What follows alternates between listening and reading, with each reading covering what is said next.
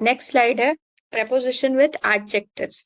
ठीक है, तो अब preposition with adjectives में क्या है कि preposition can form phrases with adjectives to give further context to the action. ठीक है, prepositions जो है वो phrases फॉर्म करने के लिए यूजफुल होता है adjectives के साथ, जिससे context to action मिलता है. ओके, आई गेस थोड़ा फ्लो चला गया होगा. तो prepositions can form phrases with adjectives. ठीक है, phrases with adjectives to give further context to the action, emotion or thing the adjective is describing. ठीक है, adjective का क्या काम होता है? adjective are descriptive words. ठीक है, एडजेक्टिव्स पहले तो समझ लो कि दे आर डिस्क्रिप्टिव वर्ड्स. तो एडजेक्टिव्स तो डिस्क्रिप्टिव वर्ड्स हैं, तो उनके साथ जब हम preposition ऐड कर रहे हैं, जब हम एडजेक्टिव के साथ preposition ऐड कर रहे हैं, ठीक है, प्लस साइन लगाना था. ओके, ठीक है, तो अरे ओके, सो एडजेक्टिव के साथ जब हम preposition ऐड कर रहे हैं, तो इनमें बेसिकली preposition जो है वो उसमें हम एडजेक्टिव लगा के वो फ्रेजेस लगा रहे हैं जो कि फर्दर कॉन्टेक्स्ट देते हैं. देखो, वर्ब के साथ जब हम एडजेक्टिव लगाते हैं तो that gives you a specific context. ठीक है, वर्ब के साथ में it gives you a specific context. लेकिन जब हम एडजेक्टिव के साथ लगा रहे हैं, ठीक है, जब हम एडजेक्टिव के साथ लगा रहे हैं तो it gives you further information. ठीक है, एक्स्ट्रा एडेड ऑन इंफॉर्मेशन उस पर्टिकुलर एक्शन के लिए, इमोशन के लिए या थिंग के लिए, किसी भी चीज के लिए हो सकता है. ये एक्शन हो गया, इमोशन हो गया, ठीक है, या फिर कोई भी थिंग जिसको भी हम डिस्क्राइब कर रहे हैं, उन किस कोई भी चीज ऐसी रिलेटेड है, उससे रिलेटेड जो हम वर्ड बता रहे हैं, उसके लिए वी आर यूजिंग एडजेक्टिव. ठीक है, prepositions can form phrases with adjectives to give further context to the action, emotion or thing the adjective is describing. ठीक है, उसके बाद adjectives can be followed by to, about, in, for, with, at and by. ये उसी तरह similar prepositions है. ठीक है, जैसे हम वर्ड के लिए यूज कर रहे थे वैसे ही prepositions हम यहाँ भी इसके लिए भी यूज कर रहे हैं, adjectives के लिए भी. ठीक है, to, about, in, for, with, at and by.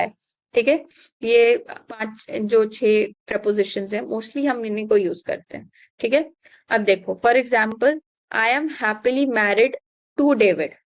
ठीक है, I am happily married to David. तो हैप्पीली है अपना एडजेक्टिव. ठीक है, मैरिड को एडजेक्टिव मत समझ लेना, हैप्पीली हमारा एडजेक्टिव है, मैरिड हमारा वर्ब है. ठीक है, लेकिन ये यहाँ पे टू हम ये जो टू इसलिए लगाया ताकि हम बता सके कि किससे मैरिड हो. Right, happily married, I am happily married is one sentence, but happily married to David से हमें पता चल रहा है कि she is married to a particular person जिसका नाम डेविड है and is happy about the marriage. Are you getting the context? कि अगर हैप्पीली मैरिड पे छोड़ देते तो टू डेविड, तो that is would be a totally different thing. लेकिन जब हम हैप्पीली मैरिड और इसके आगे पर्सन preposition लगा के बता रहे कि कौन सा पर्सन है, तो we are getting further information. ठीक है, उसके बाद Ellie is crazy about this movie. ठीक है, is crazy about this, about preposition.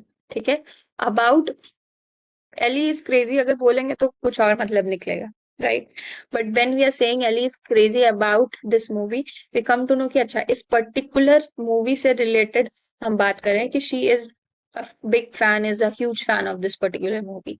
समझ रहे?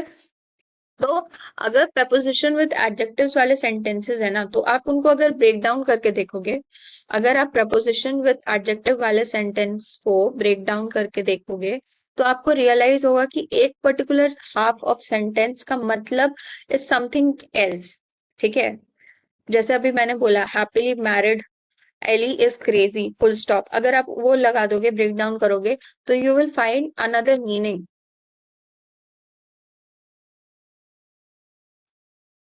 ठीक है। लेकिन जब हम preposition लगा के when we are continuing further, तब हमें इसका एक्चुअल मतलब रियलाइज हो रहा है। ठीक है। Michelle is interested in politics. ठीक है। Michelle is interested in politics, Michelle is interested. ठीक है। इंटरेस्टेड क्या, किस चीज में, we do not know, right. But in politics जब हम बता रहे हैं तो we come to know about the further information. We are sorry for your loss. ठीक है। We are sorry for your loss. We are sorry, but क्यों sorry? For your loss. ठीक है। Jane will be delighted with her results. ठीक है। Jane will be delighted with what? With her results. Is he still angry at the world? ठीक है। Is he still angry? Like is he still angry from other people? At the world का मतलब ये नहीं है कि पूरी दुनिया से angry है, ये मत समझ लेना। At the world मतलब कि is he like still angry with other people? The entire room was astonished by the election result. ठीक है। The entire room was astonished by the election results. ठीक है।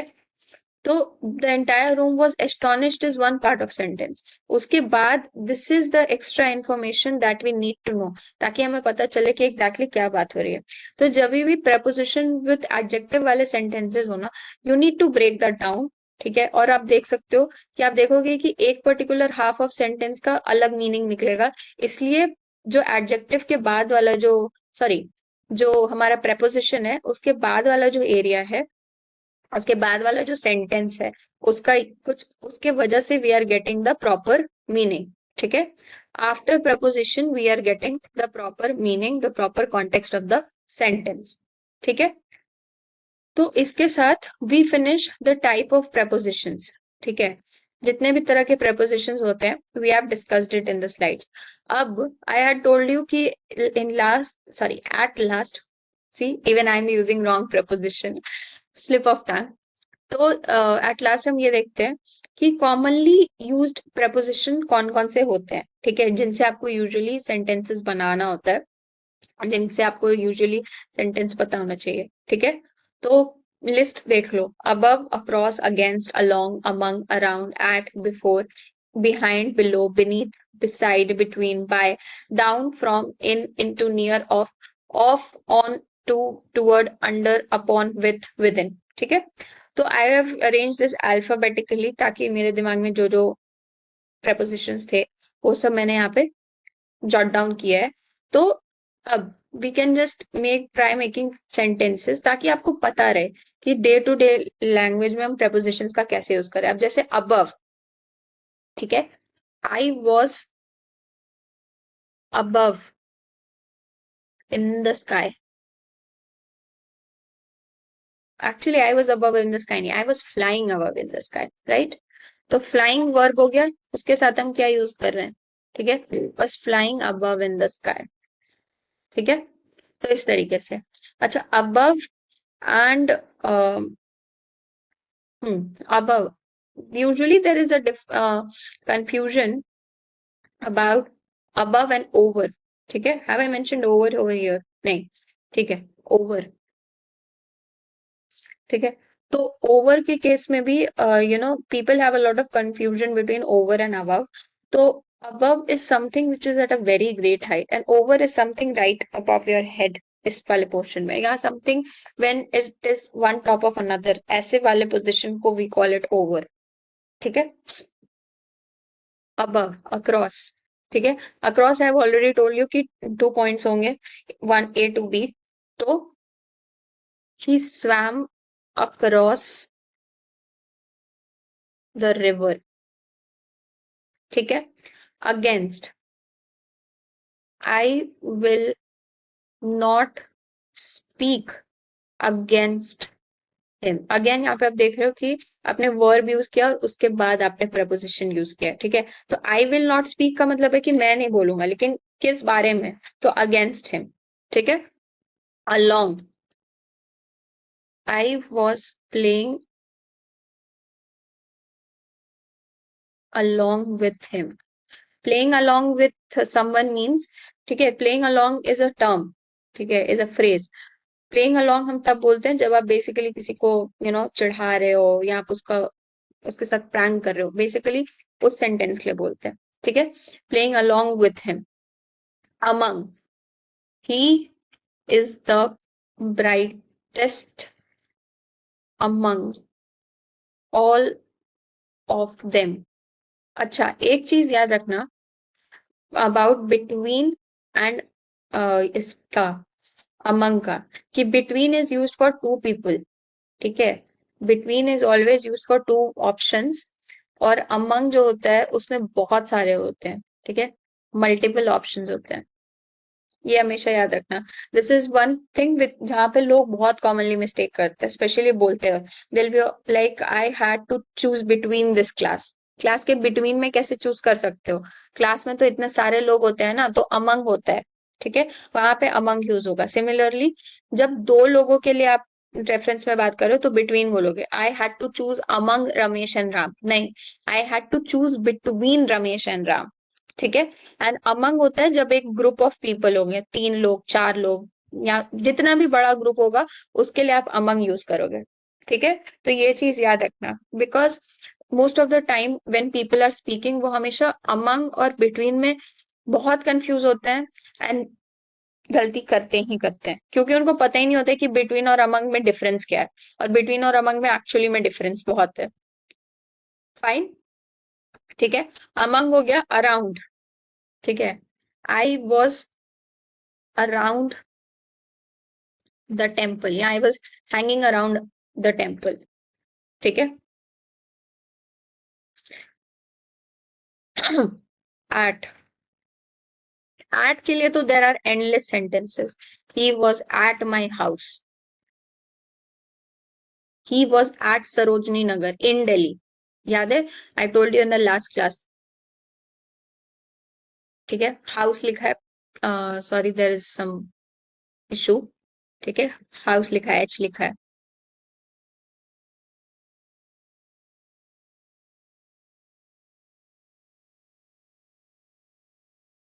हम्म, या देन उसके बाद एट हो गया.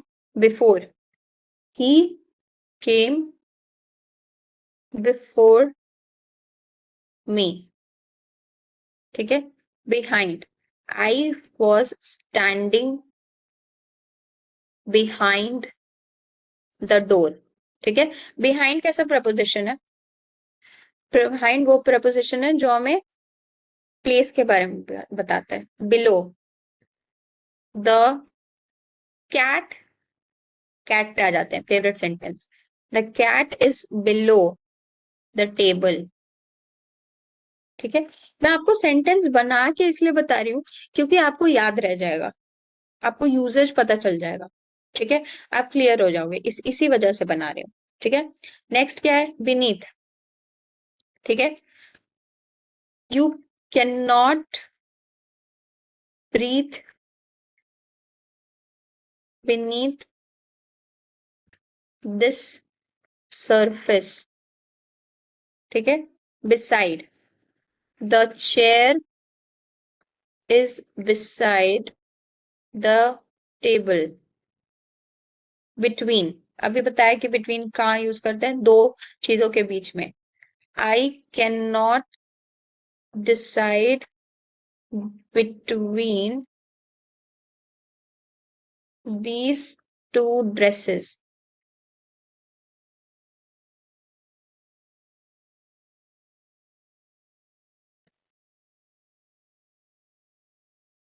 ठीक है, रुक जाओ, थोड़ा साफ सफाई कर लेते हैं. या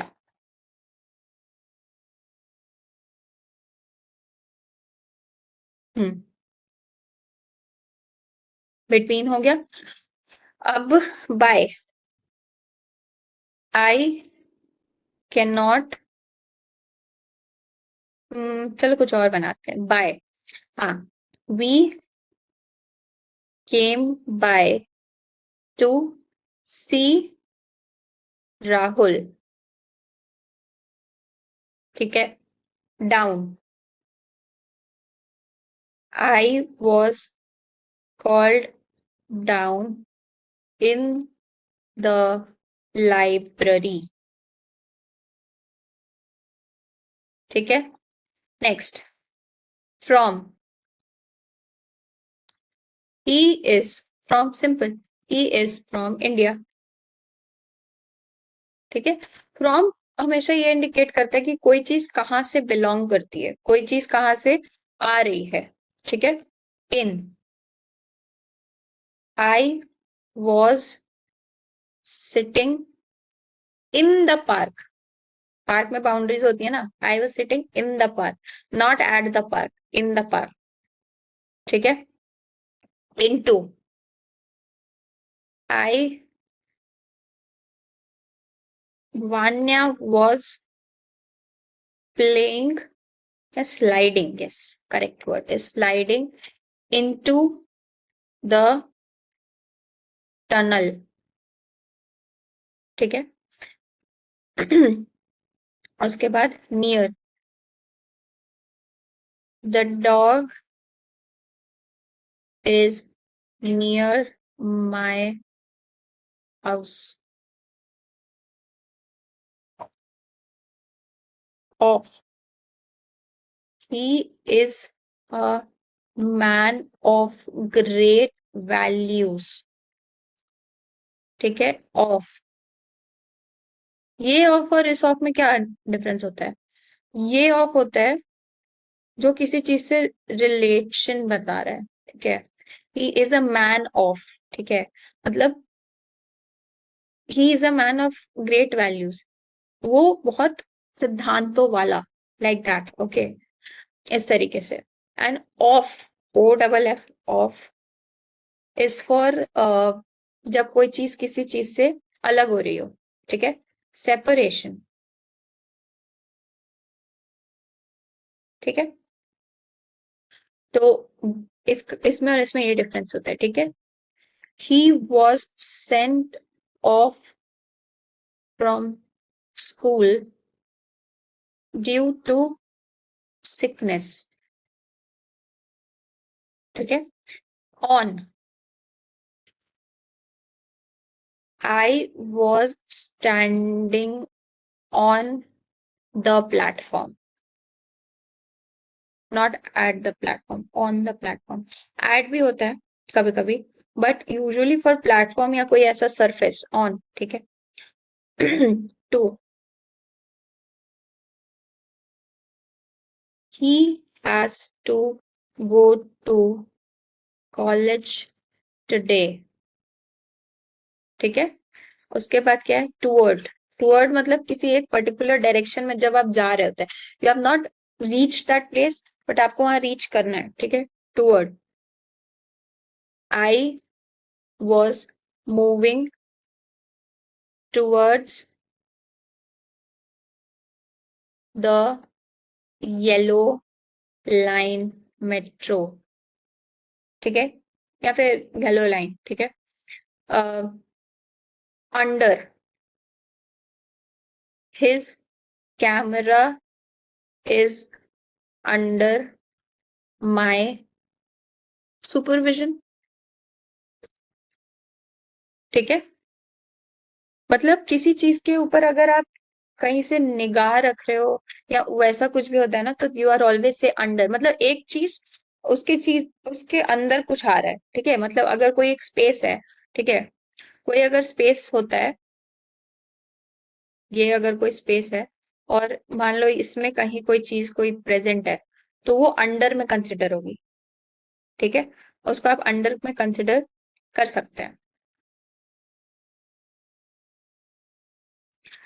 अच्छा, अब लास्ट के कुछ सेंटेंसेस बचे। अंडर हो गया, upon, Riya was angry upon me. कई बार एंग्री विथ मी भी होता है और एंग्री अपॉन भी होता है, वॉज एंग्री अपॉन मी। ठीक है, Riya was angry with me, but the most grammatically correct sentences with, Riya was angry with me, he was with my money all this time। और विद इन, कोई चीज बहुत अंदर इम्बाइब्ड हो, कोई चीज something which is extremely embedded inside any other thing, that is within. I cannot feel this urge from within. Yeah, I cannot feel this urge to do this task from within. ठीक है,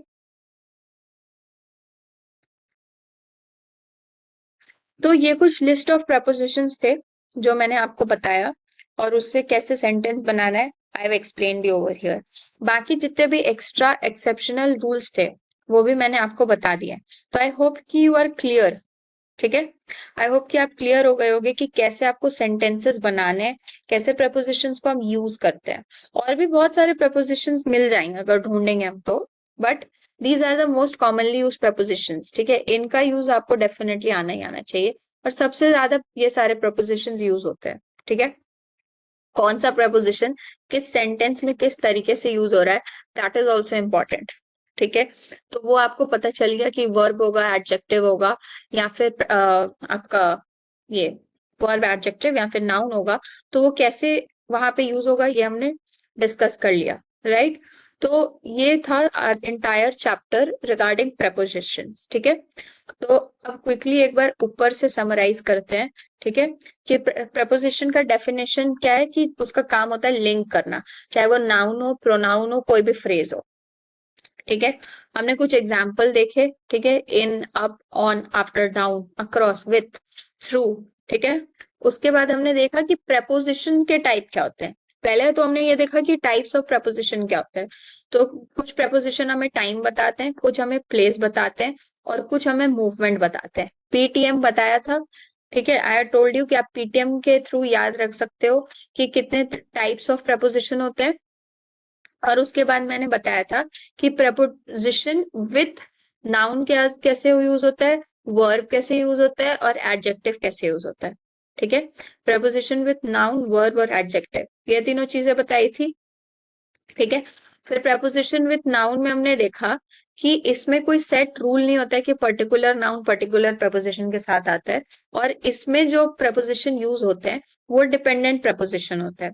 ठीक है, वेराज जो verb होता है, verb में जो prepositional verbs होते हैं वो बेसिकली कॉम्बिनेशंस होते हैं।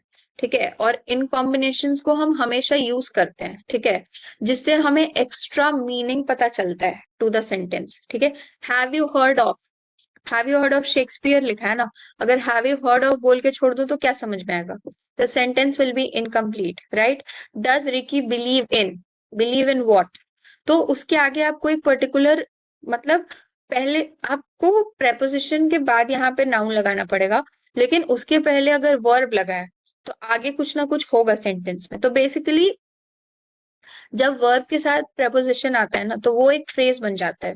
ठीक है, लेकिन उसको कंप्लीट करने के लिए आगे सेंटेंस में कोई ना कोई इंफॉर्मेशन होना चाहिए। ठीक है, and last is preposition with adjectives, कि प्रपोजिशन जब एडजेक्टिव्स के साथ होते हैं तो उसमें क्या आता है। ठीक है, तो आई टोल्ड यू कि प्रपोजिशन विथ एडजेक्टिव्स जब भी होगा वो भी फ्रेजेस होंगे, लेकिन इसमें आपको फर्दर कॉन्टेक्स्ट मिलता है। तो प्रपोजिशन विथ एडजेक्टिव में जब आपको फर्दर कॉन्टेक्स्ट चाहिए होता है तो आप देखोगे कि एक half of the sentence already उसका एक मतलब है, पर अगर आपको और जो प्रॉपर जो स्पेसिफिक मतलब आपको जानना है तो आप देखोगे कि उसके आगे कोई ना कोई वर्ड होगा। I am happily married to David. ठीक है, बताया था कि अगर आई एम हैप्पीली मैरिड बोल रहे हैं तो that is already one sentence जहां पे हम समझ रहे हैं कि अच्छा हैप्पीली मैरिड है। ठीक है, बट हैप्पीली किससे मैरिड है, ठीक है, वो बताने के लिए we are saying happily married to David. Ellie is crazy about this movie. ठीक है, Ellie is crazy about this movie, मैंने बोला था कि अगर एली इज क्रेजी बोलेंगे तो बिल्कुल अलग मतलब हो जाएगा, इसीलिए अबाउट दिस मूवी बताना इंपॉर्टेंट है। ठीक है, तो extra information preposition with adjectives में होना जरूरी है।